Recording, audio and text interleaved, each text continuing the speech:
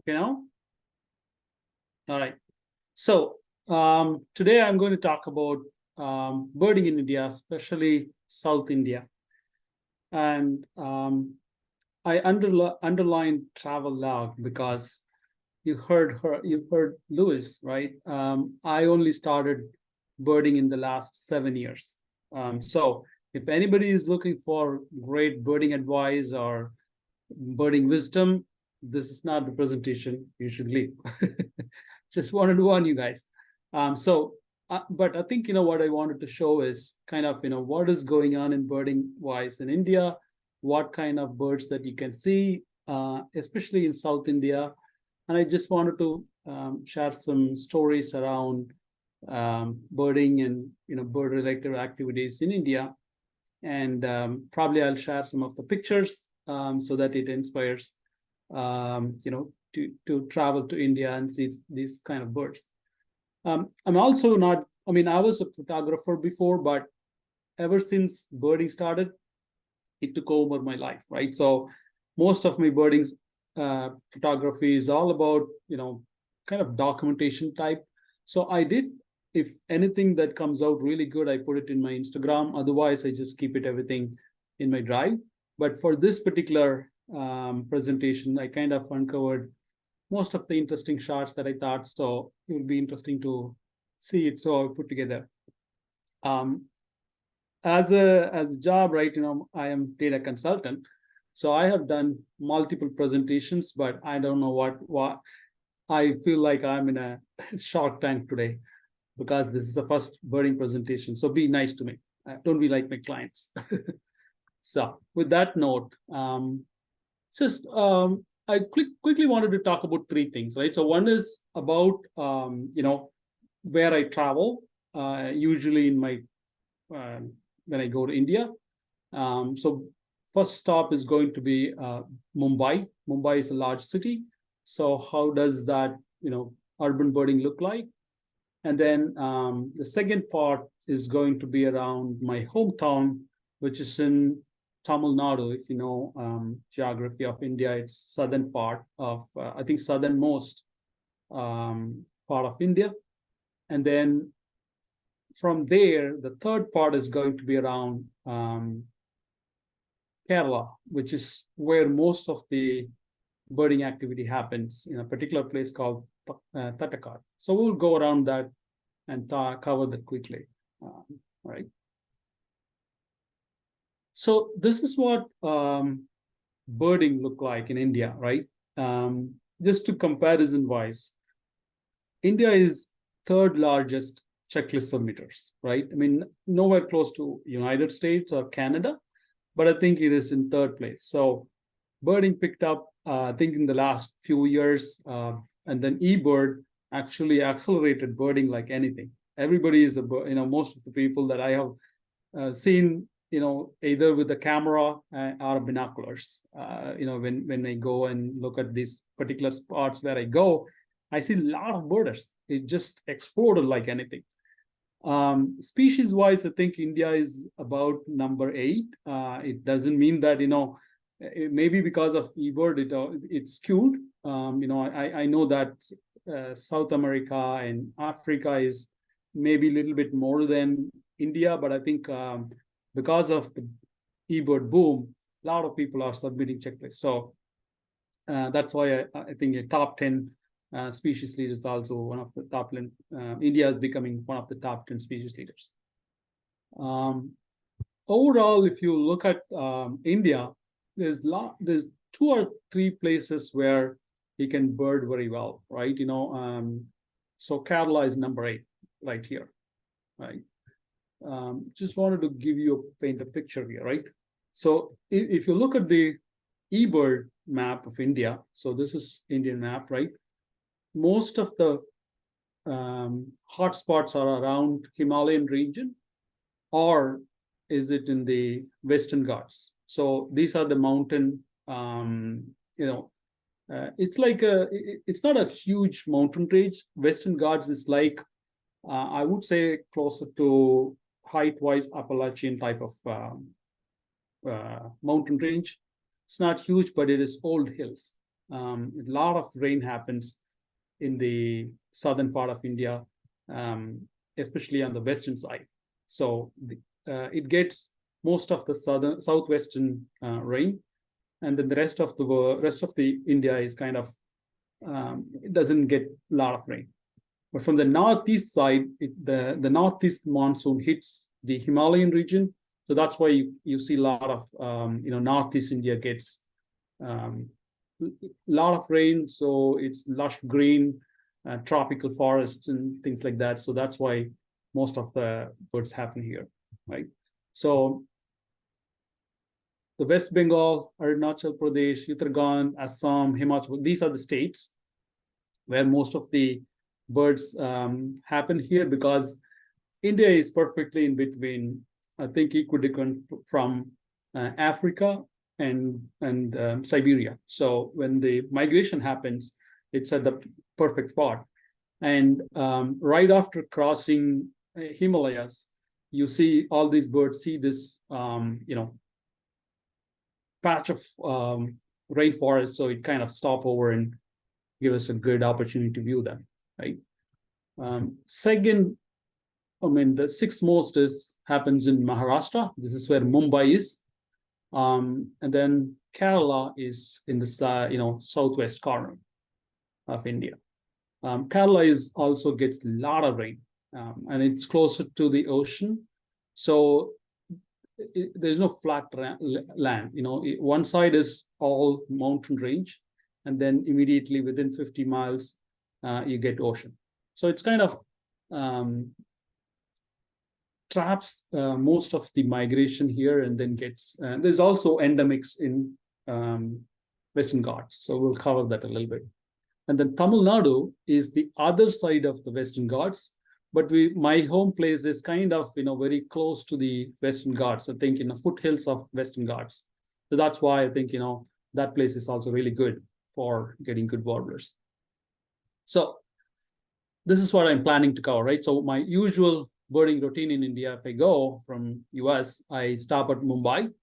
Mumbai have a lot of coastal mangroves and wetlands. So there's a place called Navi Mumbai that's usually my home base in Mumbai.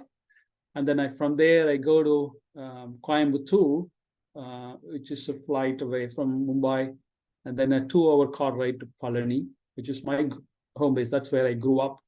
That's my home base in overall India.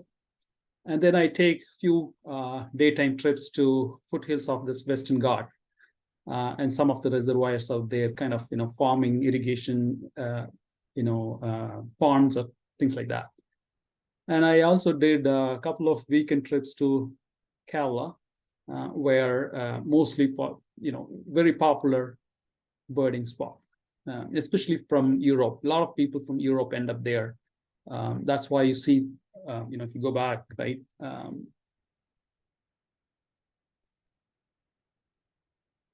Look at the checklist, like half of, a quarter of the checklist is happening from Kerala, because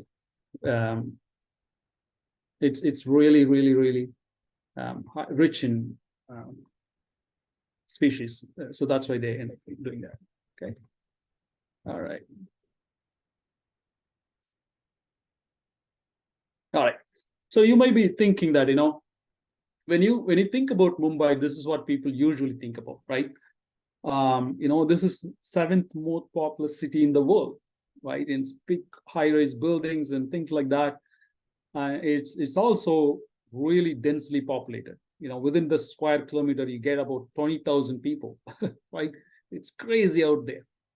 Really, birding in Mumbai, but actually, there's a lot of birding happens. It's a premier spot for birding, especially the shorebirds. I'm not sure if you guys seen this particular picture. All of the pink thing that you see is flamingos. It's a premier kind of staging spot for especially the lesser flamingos. So we will touch upon that. Why is that? Why is this is a particularly interesting place? Because Mumbai has a vast coastline with more than hundreds and thousands of kilometers of coastline. But I think most importantly, it has marshy creeks and mangroves integrated with this in the creek area, right? It has so many creeks which comes across, so it really helps to for these birds to come in and forage on this. Especially on the low tide, you can get really good mud mud flats. That's why it's really, really good for shorebird migration watching. So all the things that you see here, right, in this picture, background is all flamingos, but this one is in the foreground that you see, it's all lesser sandflowers, Tibetan sandflowers, greater sandflowers. Millions of birds stop by at Mumbai. But I think I wanted to really focus on one particular species, or two species, which is flamingos. If you look at flamingo population wise, right? So there's, species wise, there's only 6 species around the world, but 2 of them happens in India. The greater flamingo is kind of widespread, range wise, it's more widespread around Europe and Eurasia. And some population happens in India. The lesser flamingos is very special because it only happens in two major spots, right? Mostly in Africa. Lot of population densities in Africa around the salt lakes and marshy lands around southern Africa. And for some reason, it also has a huge population of lesser flamingos that happens in India, especially in the region called Kutch region. Let me see if I can point where it is. For some reason, it's not showing me. I'm not sure which slide you guys are seeing, but let me see if I can. Oh, here. So this one, this is called this kind of a lower mandible of a bird type of thing, right? So this is called Gujarat. Mumbai is here. So this particular region is called Kutch region. It actually lesser flamingos breed here. That's why it's very sensitive area and a lot of problems there. Couple of cool facts about flamingo, right? It's mostly monogamous. It likes to breed in a communal breeding. So that's why if you see any flamingo population, it's always kind of thousands and thousands of birds congregate. And especially in Mumbai, they congregate before the breeding season begins. Yet another reason why it happens in Mumbai is because of I told you about the marshy creeks and mangroves. In the last 15-20 years, or maybe in a couple of decades, the flamingo population in Mumbai is actually going up. People are wondering why, and that is because the majority of most of their diet is the blue-green algae, right? They don't actually, their food is not fish or crustaceans. They do have small, they sometimes have, they can take in crustaceans, but I think mostly their diet is blue-green algae, which is, if you see that, kind of stagnated water ponds, sometimes, sewage ponds. That's why the blue-green algae kind of blooms. And if it is, if it happens in our environment or in our water body, it's a problem, right? It actually kills most of the vegetation there. And if we consume it, it's actually poisonous, right? But for some reason, lesser flamingos thrive on blue-green algae. And for the last 15-20 years, or maybe last 50 years, the population in Mumbai is growing. And because of that, the sewage is coming through the creeks and marshlands that creates kind of best habitat for these lesser flamingos because of the blue-green algae, which is kind of increasing there. It's also kind of a very delicate situation there because the the the the sewage which comes to the water is actually polluting. So the mangroves are dying down. So it's kind of, we have to manage that as well. So it's very, very sensitive area there. And also, slowly it's losing its habitats because of human activity. We'll touch upon it a little bit in the next few slides. But I knew about this particular, flamingo congregation just before their breeding season. So I just looked upon, where do I go and see. The first few times when I went to India, there was a particular place called in Navi, Mumbai. It happens in, particular lake. So I went there. I think my flight landed in, 2 o'clock or 3 o'clock in the morning. We came home around 5:30, so 6 o'clock. I take a couple of coffee and then just straight went to that particular place called Nerul Wetlands. First few minutes, nothing was happening. I was just looking at other birds. And then the flamingos started coming from the sea because it was low tide. I think, they were another pond area where usually they rest. And then when the low tide happens, they come to this Nerul Wetlands. So there are a couple of people that, kind of congregated there and say you came to a perfect day and perfect time. In the few hours, you will see a lot of flamingos. I thought, okay, when they say a lot of flamingos, I thought maybe 200, 300 of them. But I did not expect, some spectacle that happened within the next 45 minutes. So I wanted to share some of the pictures. As I told you, nowadays I'm not taking great pictures, but I just wanted to share with you what's out there. Yep.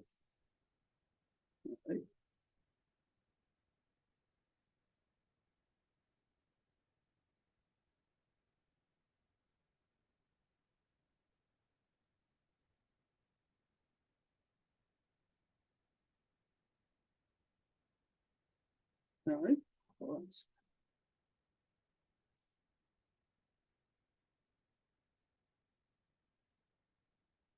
Look at this.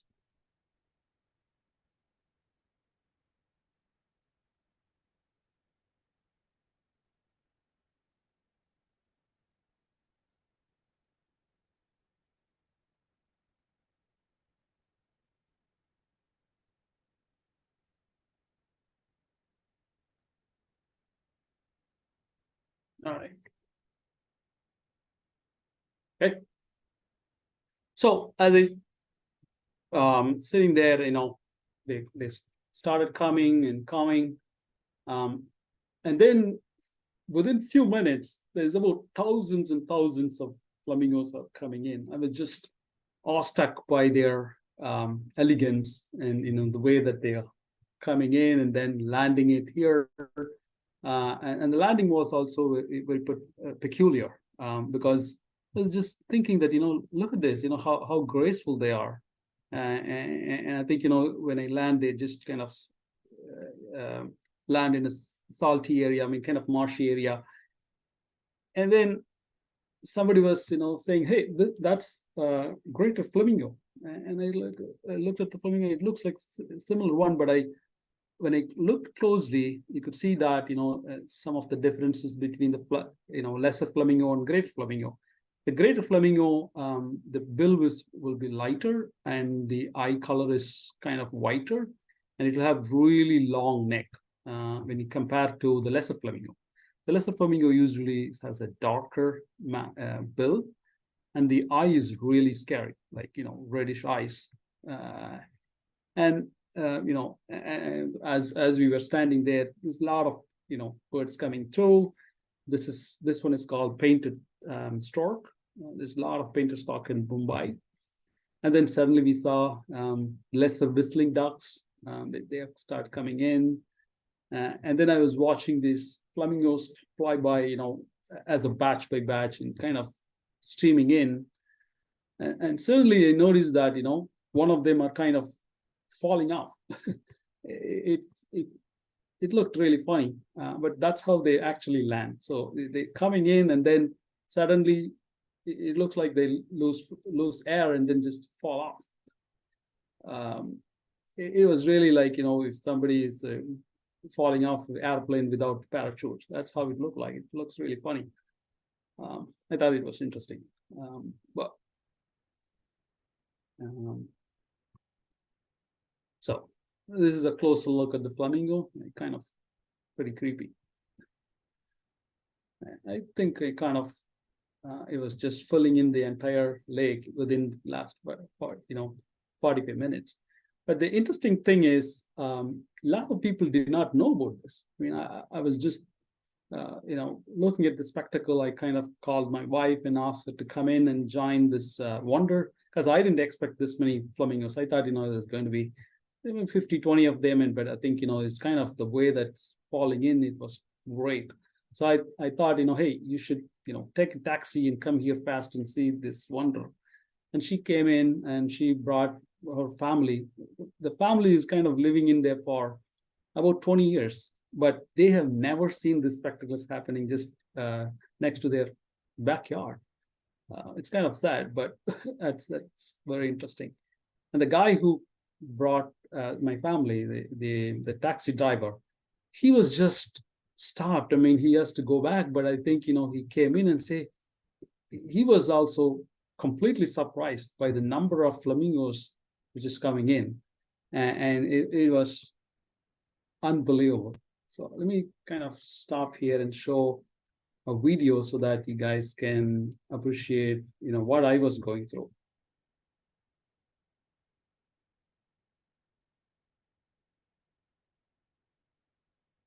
I don't know if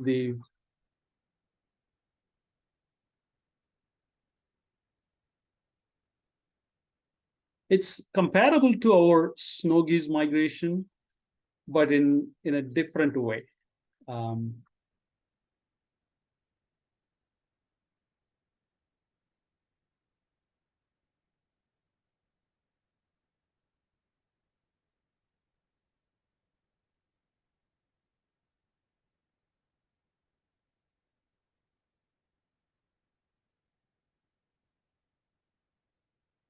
That's done, but it keeps coming. Like if you see that the waves of birds keep coming.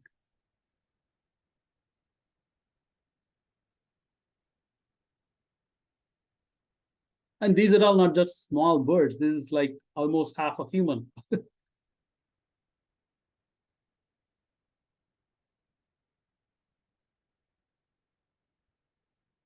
And then within 45 minutes, the entire lake was filled. Like I was counting, I mean, I couldn't count, but I was guessing that it may be somewhere around 5,000 to 10,000 birds, or maybe more.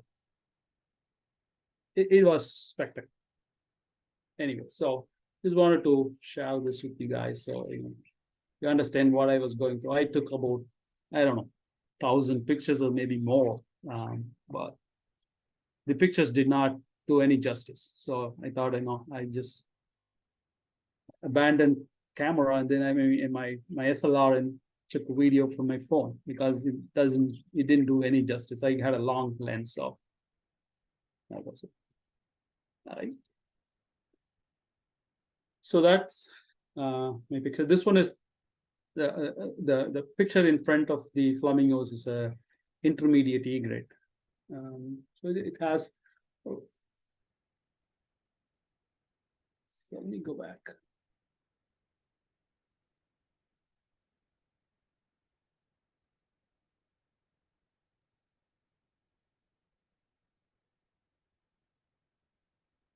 All right. So the problem with the urban birding or birds in city is that the humans, right? We are notorious to take over places and kind of climb for ourselves and then drive them out of the range and reclaim the forests and, call it our home and push people out or push species out. That's our specialty, isn't it? That's what happened. If you look at 1998, this is the picture of NASA picture of Mumbai coastal area, and 2017 you could see, a lot of the marshland has been converted into commercial space, or we call this, funnily we call that as development, but look at this patch, right? It's actively being, this wetland has been converted into plots, and currently what is happening is the local government is working with a group called Sitco, and they are climbing. I mean, they are kind of putting a lot of I would say residential complex, because it's Mumbai wetlands is kind of hot property market, so they can sell it to multi-million-dollar companies to purchase this land and convert this into residential complexes. So that fight is going on, and I think if you see that, right, most of this wetlands is not greener anymore because it's actively being converted into commercial residential properties. That's a sad case. Fortunately, there's a lot of people are fighting for this. I mean, the exact people who just bought these residential properties. These two people. This couple is actually from that particular area where there was development happening. They looked at from the balcony of their residence, and then they saw this happening every year, and they came to know about this flamingos, and they kind of started talking about this, and currently fighting the government and local bodies and raising awareness of these flamingos so that they get a better home. I think for the last few years, things are changing, but it's still a struggle, right? It's a constant pressure of human activity, human development versus how do we conserve nature for these wonderful creatures. So that is my Mumbai birding. Now we will, any questions before I move on to the next section? I don't know how long we have, but I think, I just wanted to quickly go through the two other sections, but I just wanted to stop here for pass and see if you have any questions.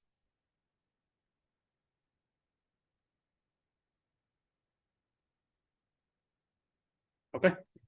Hold on, there's a question. Okay. This spectacle with the flamingos only happen in June during migration? Yeah, June and July is the time that you should be there. If you miss that, you can actually go to the other part where actually it breeds, which is this section. Gujarat is a state which we can actually go to that place where they breed. You can actually see even more spectacle. Because during the breeding season, they do the mating dance. It's kind of really cool when you be there. So all the male flamingos huddle together, and they go around like a dance, like a group dance in the middle of the this gathering. Is really cool. You should do a Google YouTube search and watch that. You can actually see that when you go to during the breeding season, which is between September and November. That happens in a little bit north of Mumbai, maybe another flight to a place called Ahmedabad, which is in Gujarat state, and from there it could be a car ride or a train. You can get there in the areas where they breed. So it's pretty cool. Yeah, you should try that. Anyway, so the next part. Another question here. My name is Rangan. I'm from India originally. I've been in America since '68. I've lived in Bombay in the 50s and 60s. Okay. And Bombay is a peninsula.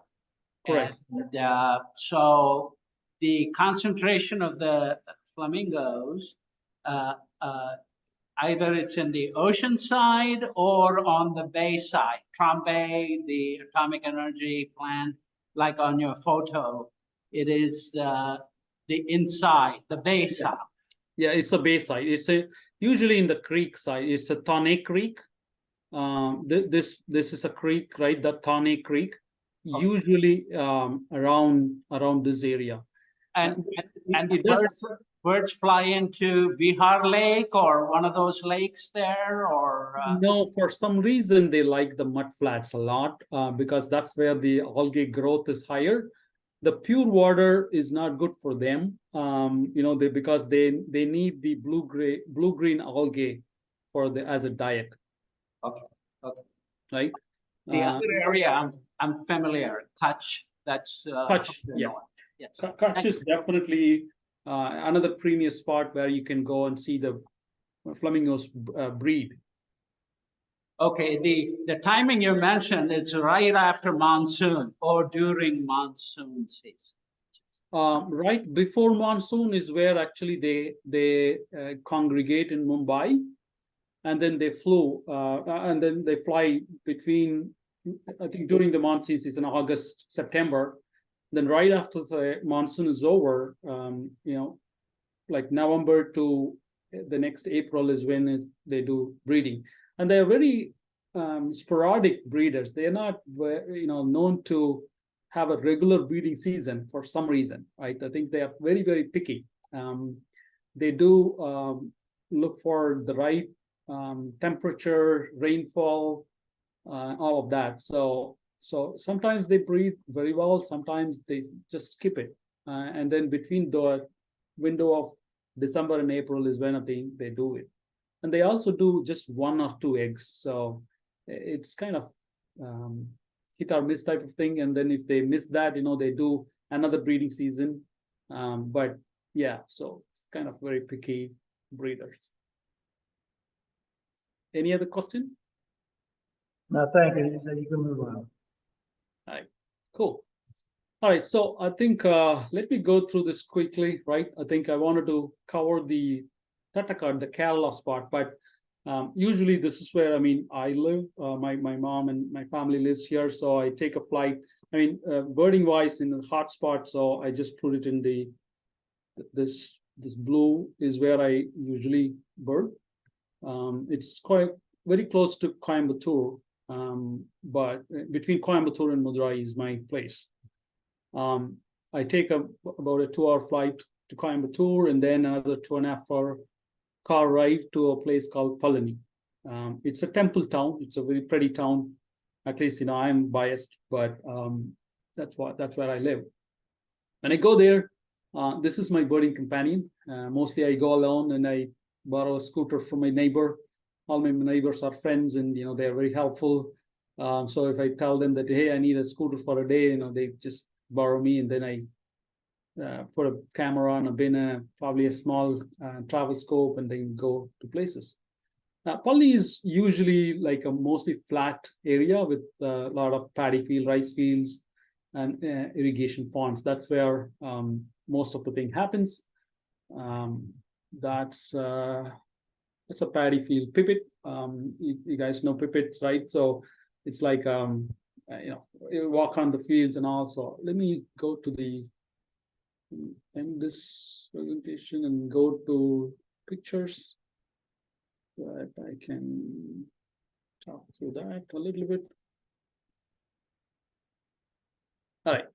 So wetland birds, right? As I told you that I'm not this is way far out, and some of the pictures won't be very clear. But I think you get an idea of what kind of birds that you see. This is an Eurasian coot.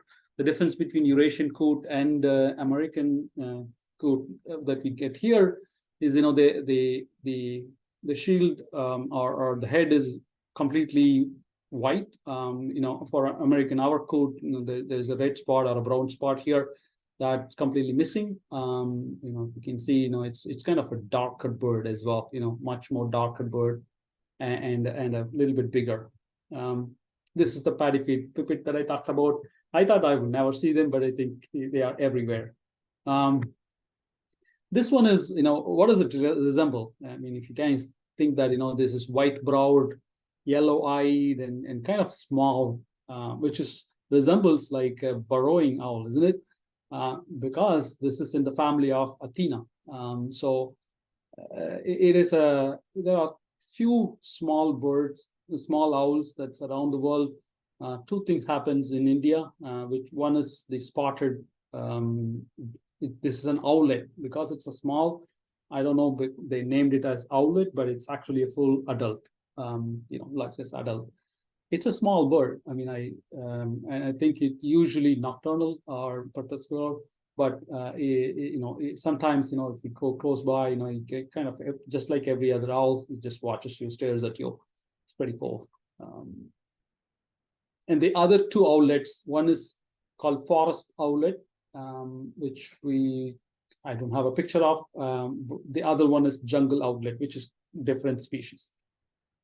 So owls are cool. I think there's two owls. One is here, and then one more is here.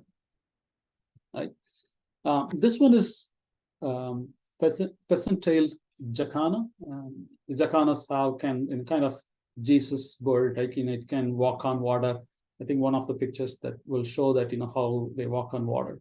It's really pretty neat bird. It has a really peasant tail, like long tail. This is a male.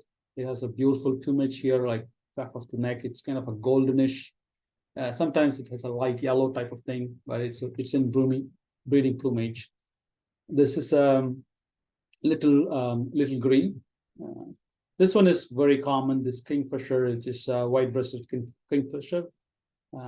Really common. Everywhere you can see them. On the paddy field or rice fields, you could get the black-headed ibis, or sometimes the black-necked stilt. So those are the two things that happens here. Right? This is the the leg of the feet of the jacana. So there's two types of jacanas. One is the peasant tail. The other one is bronzed jacana, bronze-winged jacana, which has really gorgeous golden color and the black inside the wings.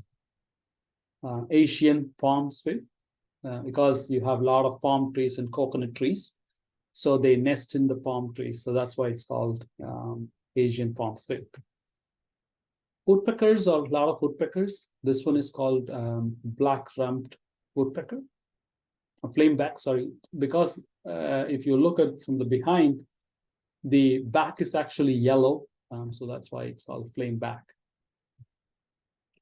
Another common kingfisher is a common kingfisher. It's a very small kingfisher. It's kind of similar to some of the pygmy woodpeckers there. It's also very common. The other set of birds that you can see, it's called sunbirds. Closer to our hummingbirds, they eat spiders and nectars. Really, really tiny bird, just like hummingbird, but it's tad bigger than hummingbirds. Just like hummingbirds, it's kind of iridescent color, all over the body. Males are really cool looking birds. This is a pied kingfisher. Little grebe again. This one is called green-faced Malkoha. Malkoha is kind of a cuckoo, but it's kind of cool-looking one, and I thought it's really cool. There's 2 or 3 types of Malkohas happen there in India, but this one is southern region. Lot of parakeets. This one is a rose-stringed parakeet. So the rose string is not very visible unless you put a scope on it. Males have a rose ring there, and they like to nest in the palm tree or a coconut tree. The other set of birds are bulbuls. There is no equivalent of bulbul here in US, but it happens more all over Eurasia and Africa. It's kind of a songbird, robin-sized ones, very common. This is a kite, black-winged kite, which is also very common. And doves, there is about 20 or 25 kinds of doves if you travel around India. This one is laughing dove. Barbets are really cool. I will have another picture of this, which is close by, but it's kind of stocky. It has a stocky bill. It eats a lot of insects, and very common forest bird. And the face is extremely colorful. I think this is a really, really long shot, but I'll see if I can find a good one up there. 2 or 3 hornbills. Hornbills have a very special bill.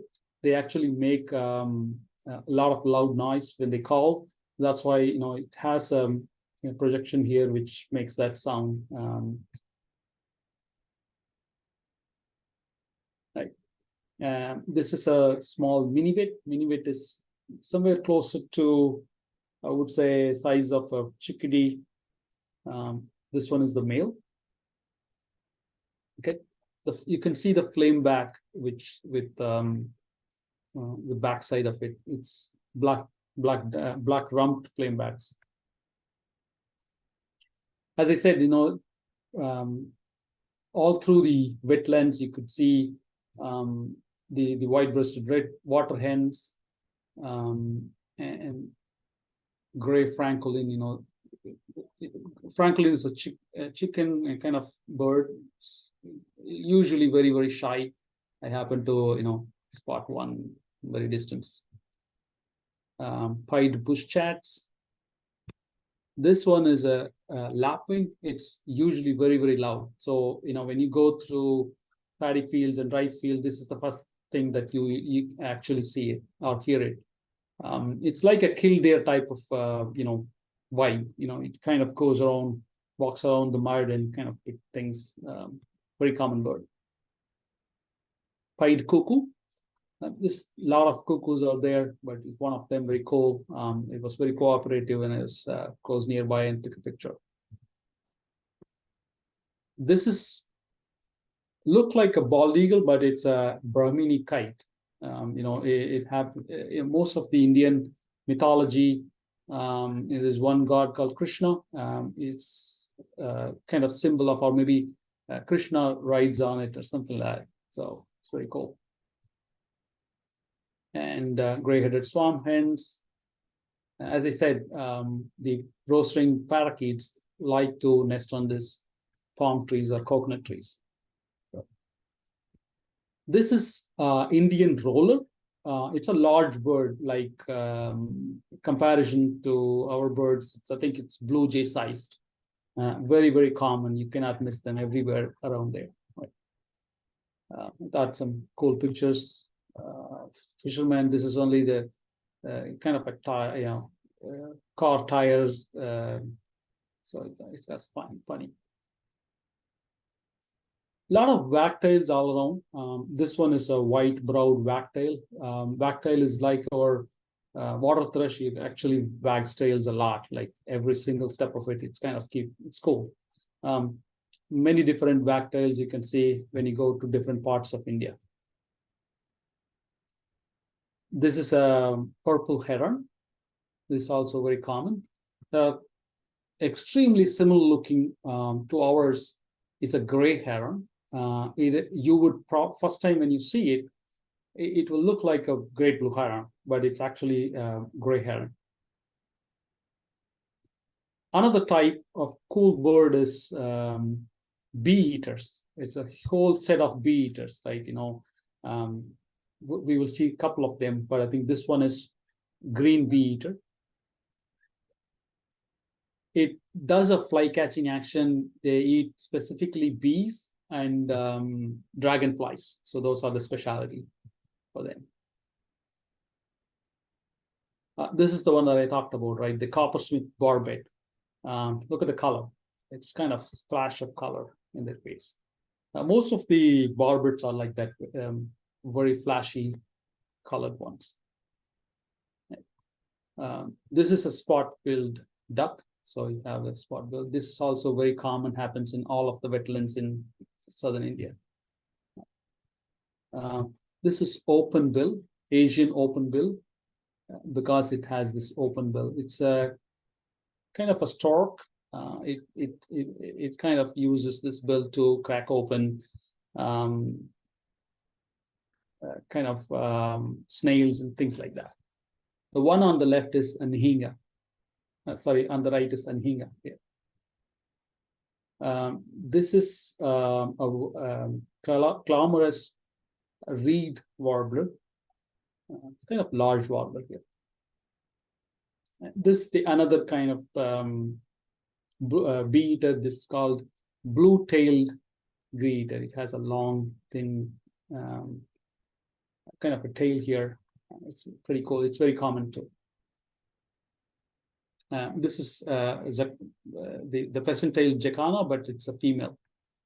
So that's the end of my colony birding. I definitely don't want to leave because I used to get food like this every day. All right. So let me go to the next section.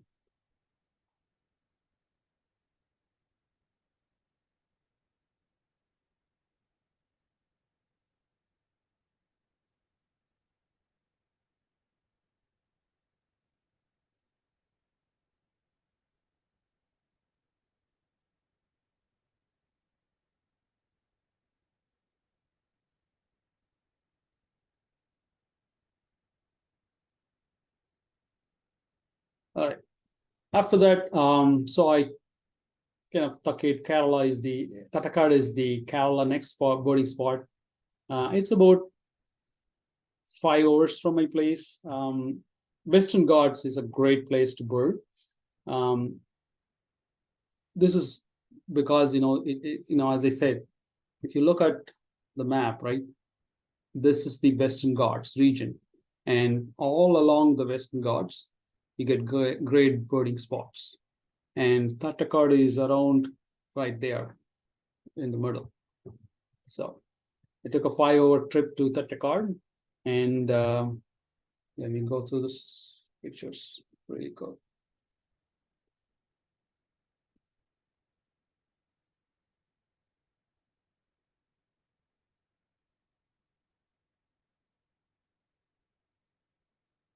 All right.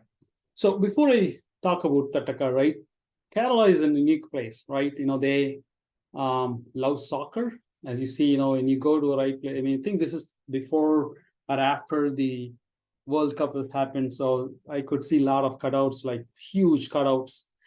And they have a lot of Muslim population. They have a lot of coconut trees. And I think they are the first time they elected in Communist Party in India, I think 1976. So elected communist government was there in 1976. So that kind of a lot of things in this picture kind of reminded me that, how unique is Kerala is. So it's interesting. As I said, huge soccer fans. So this is the place where I usually love to go and bird. Tatakad is in Periyar River. It's a river basin, and it kind of irrigates the entire area, and it's lush green. So a lot of birds come here. When I went a couple of times, the peak season is usually the migration season, which is between December and April. But I went, I think, somewhere around March. So kind of getting to an end of migration and kind of dry season, but still a great area, great place to visit, no matter what. So when I went there, this guy is my guide. His name is Jamin. He was business, right?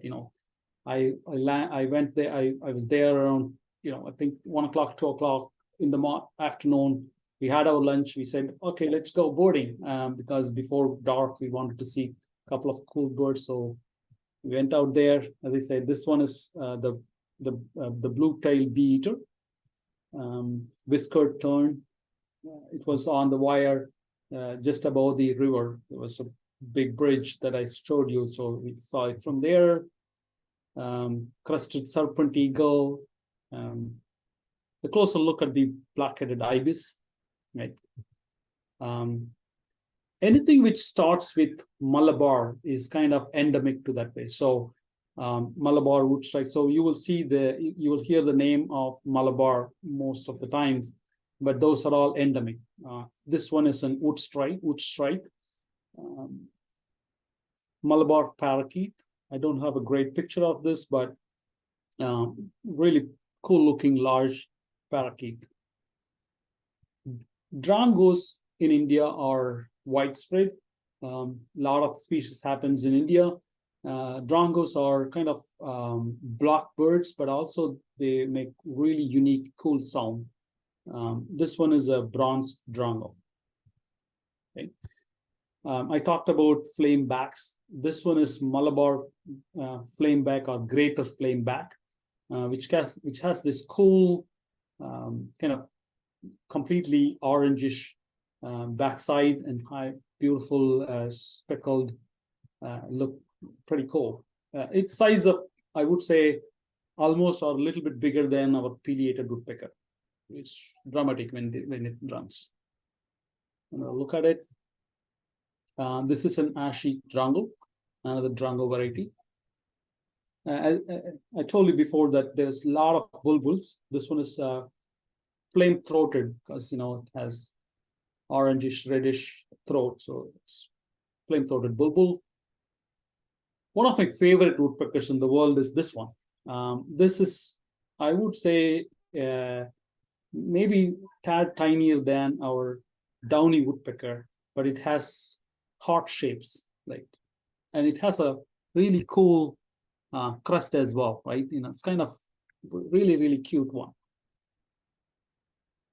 The orange-headed thrush, just like any other thrush, right? It's kind of sulky. Sometimes hard to see, but this is not an endemic bird. This you can see all over Eurasia, I would say. All of Asia Pacific, and all of that area. But the orange-headed thrush here, the subspecies which has these two white stripes on the face, pretty cool. Malabar flameback again. The flower prickers are really tiny ones, about the size of, I would say, warblers, or maybe even smaller than that. Kind of cute ones. So this one is Nilgiri flower picker. There's a lot of flower pickers around. Bobblers are like, I would say, catbird or robin-sized ones. Very loud, very chatty. You can hear them all over. So there's jungle bobblers, common bobblers all around your areas. Like purple heron again. This is the Asian darter or Oriental darter. Very similar, I think very closely related to our Anhinga family. Moorhen. This one is another drango, which is really, really cool. I will have a better picture of this, but if you see, there are two wired tails that, kind of really, really cool. Another bulbul, it's a yellow-browed bulbul. This is very specific to that area. It only happens in Patakkad, I guess.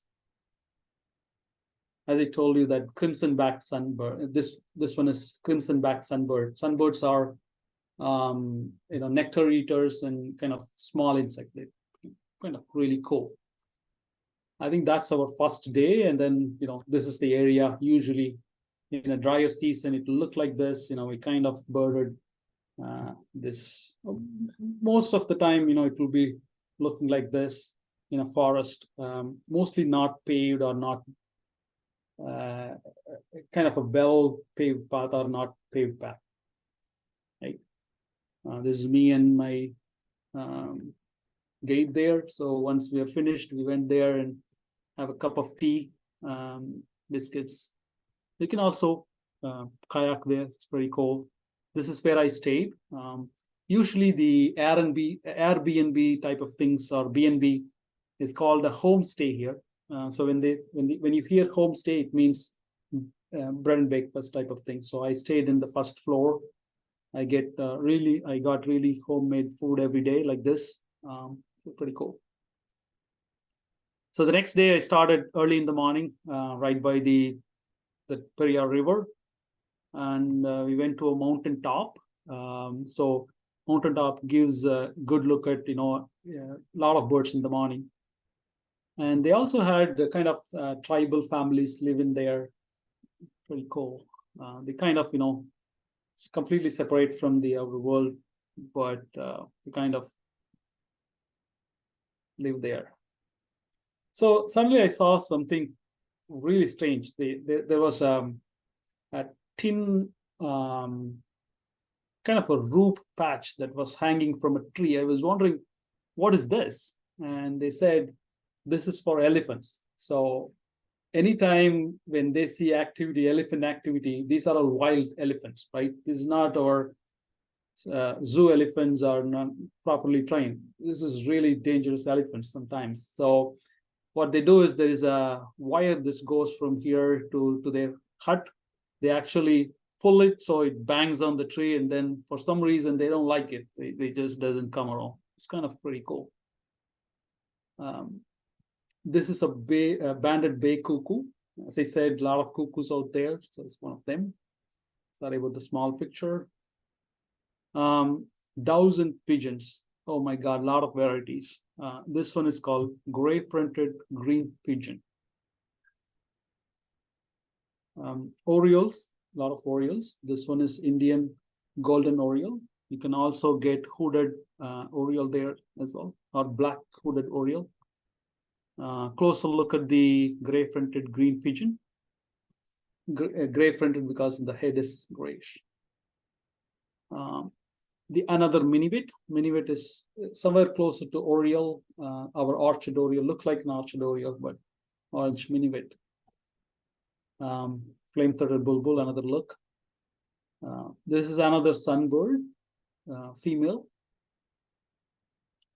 I never saw a goshawk here. I was doing birding recently, so never got a chance to look at a goshawk, but this one is a crested goshawk in India. It's pretty cool.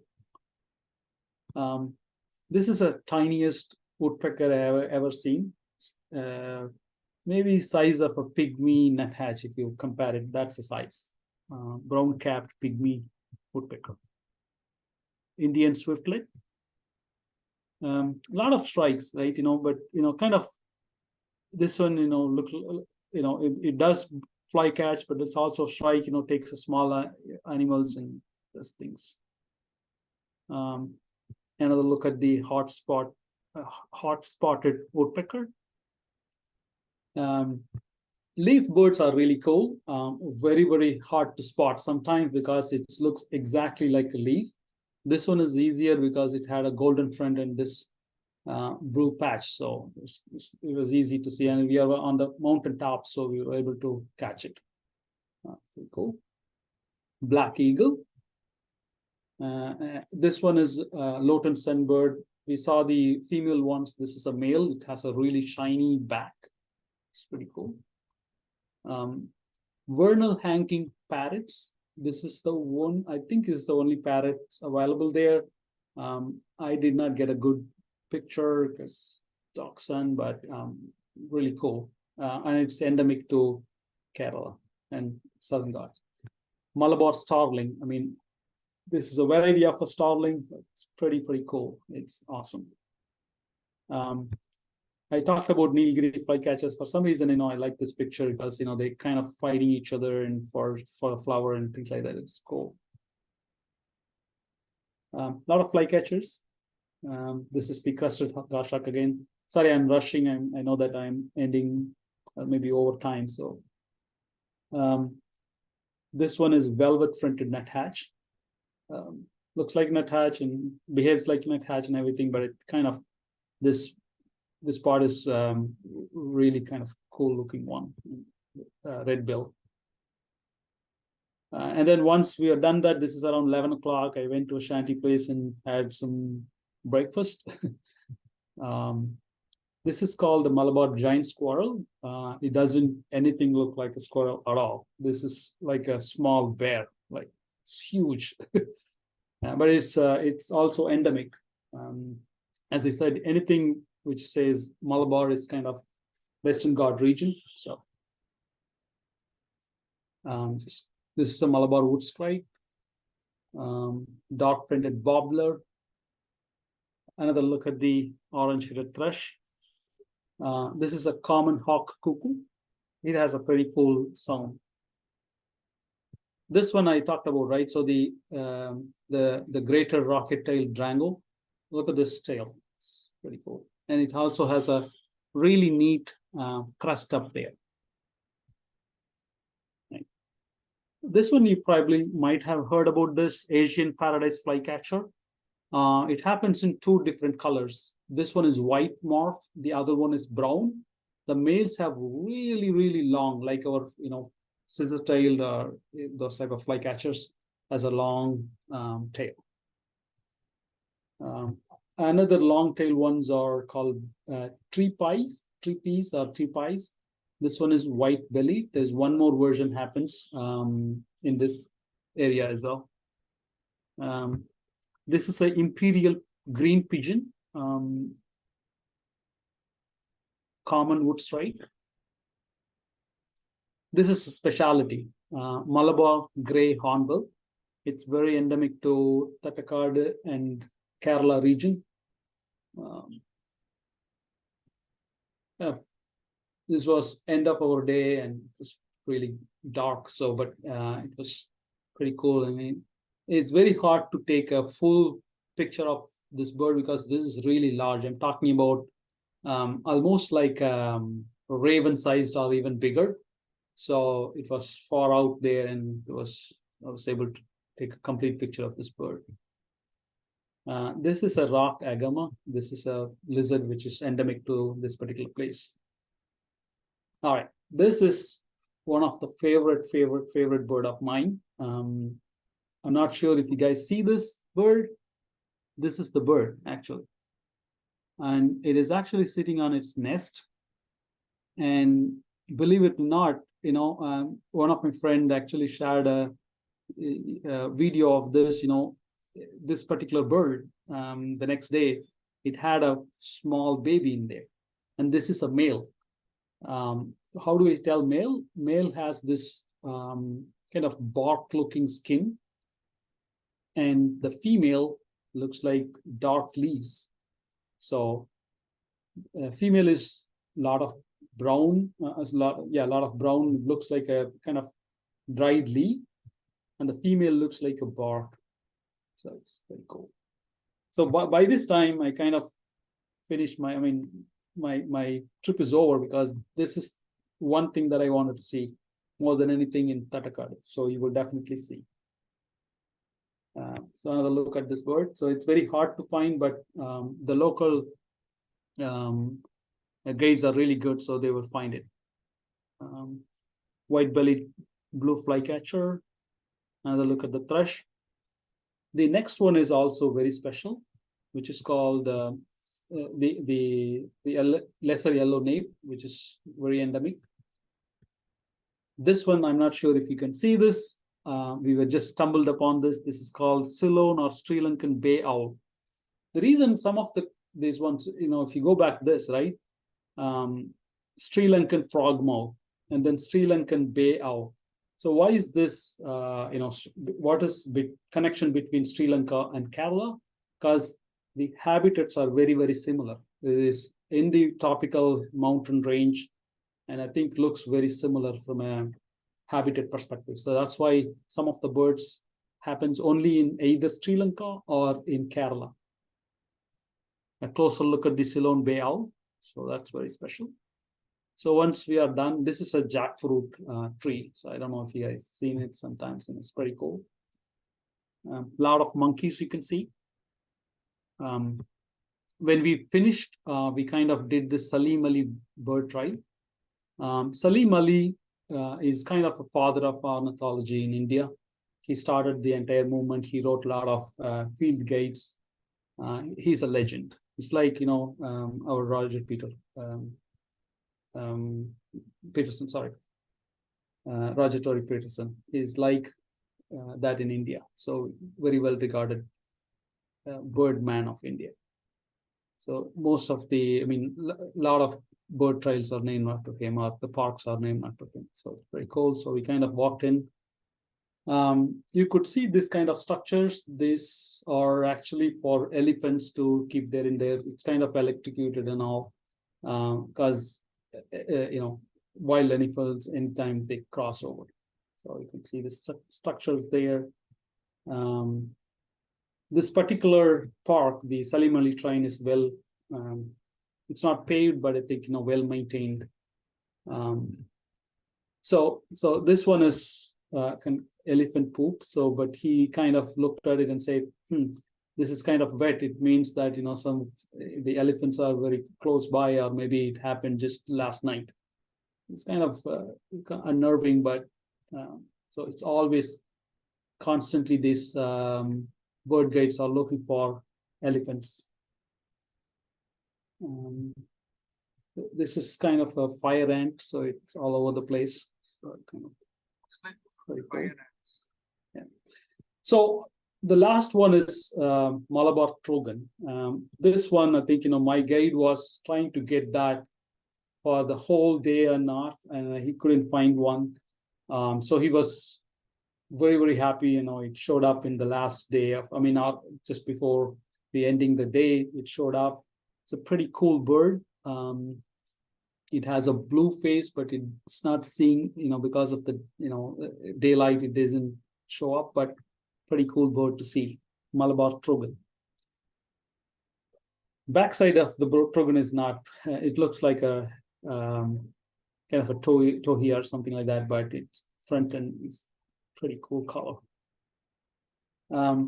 Again, a lot of the trees will have this type of structures because of sometimes when they elephants want to take a coconut, they can break this tree, so that's why they put this tin roofing material around it. It's pretty cool, very interesting. Then we have a tea every time when we finish this walk. It's kind of where we were birding, and then we went for night birding. So Indian pitta is a specialty here. So usually happens around evening time. So, very cool bird. You get to see him. This is a spot-bellied eagle owl. And then we look for the Jordan's nightjar. So we had a good look at it. It was sitting up in the road we were walking. So kind of put a light on it and it stayed there, and I took a lot of pictures. And we ended up with the food. Next morning we get up. These are the typical kind of scene that you see. This is the plum-headed parakeet. This is also a cool bird. Brown-breasted flycatcher, Malabar whistling. So this one, I think it took almost about half an hour to chase this bird. I will show a picture of this, but I think really, really cool bird, which has a fantastic, because this is a thrush, it makes a cool whistling sound.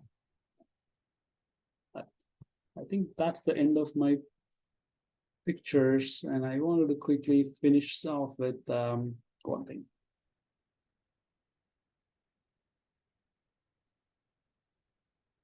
All right, so these are the endemics of Western Ghats. I think I would recommend when you go there, these are the list of birds that you should see, right? As I said, right, hot-spotted woodpeckers are really cool to see.